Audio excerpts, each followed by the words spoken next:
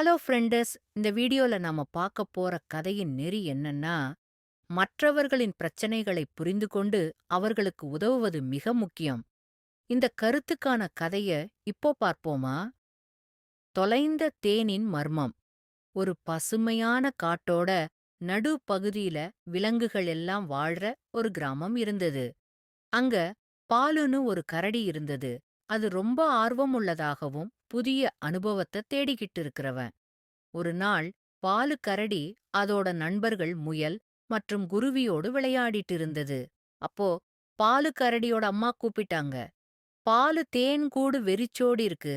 நாம சேர்த்து வச்ச தேன் எல்லாம் காணாம போயிட்டு அப்படின்னு கவலையா சொன்னாங்க.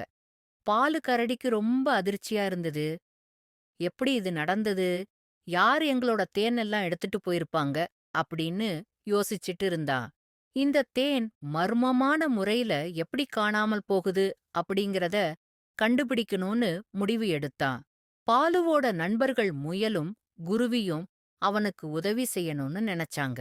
3 பேரும் சேர்ந்து தேனின் மர்மத்தை கண்டுபிடிக்க ஒரு திட்டம் போட்டாங்க. முதல்ல அவங்க தேன் கூடுகளை ஆராய்ந்து பார்த்தாங்க. ஏதாவது தடங்கள் கிடைக்கான்னு.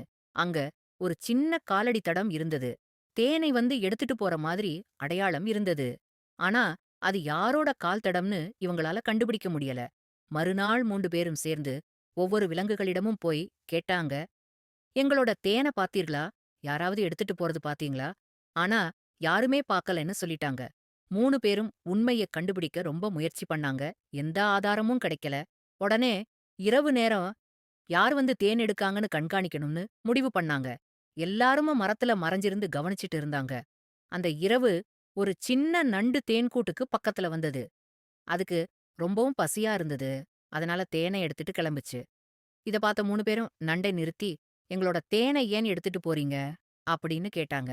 நண்டு ரொம்ப சோகமா சொல்லுச்சு. "எங்க வீட்ல சாப்பாடு இல்ல. அதனால சோர்வாகிட்டேன். என்னால சாப்பாடு தேட போக முடியல. அதனால கொஞ்சமா என்னோட பசிய போக்க தேனை எடுத்துக்கிட்டேன். நான் இப்படி செஞ்சதுக்கு என்ன மன்னிச்சிருங்க." பாலு கரடியும் அவனோட நண்பர்களும் நண்டோட நிலைமைய புரிஞ்சுகிட்டாங்க. அவங்கள் நண்டுக்கு உதவி பண்ண முடிவெடுத்தாங்க. எல்லாருமா சேர்ந்து நண்டோட வீட்ல உணவு சேகரித்து வைத்தார்கள். நண்டு ரொம்பவும் மகிழ்ச்சியா இருந்தது மற்றும் தன்னோட செயலுக்காக மன்னிப்பும் கேட்டது.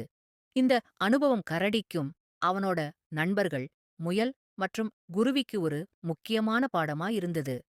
மத்தவங்களோட நிலைமைய புரிந்து கொண்டு அவங்களுக்கு உதவ வேண்டும். அதிலிருந்து அந்த கிராமத்துல எல்லாரும் ஒருத்தருக்கொருத்தர் உதவி செஞ்சு வாழ்ந்தாங்க. ஓகே, பாய். அடுத்த வீடியோல பார்க்கலாம்.